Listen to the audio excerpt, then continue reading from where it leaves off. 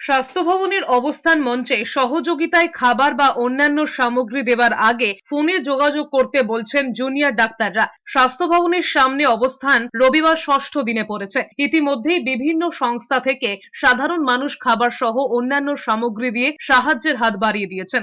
Social মিডিয়ায় বিভিন্ন group খাবার পাঠানোর জন্য আবেদন করছেন, ফলে চাহিদার থেকে অনেক বেশি খাবার অন্যান্য সামগ্রী উপচে পড়েছে। খাবারের অপচয় আটকাতে এবার ফোন নম্বর দিয়ে যোগাযোগ করতে বলা হয়েছে। এজন্য 5 জন জুনিয়র ডাক্তারের ফোন নাম্বার দেওয়া হয়েছে। খাবার বা অন্যান্য সামগ্রী দিতে হলে এই নাম্বারে ফোন করে তবেই খাবার বা অন্যান্য সামগ্রী পাঠাতে বলা হয়েছে।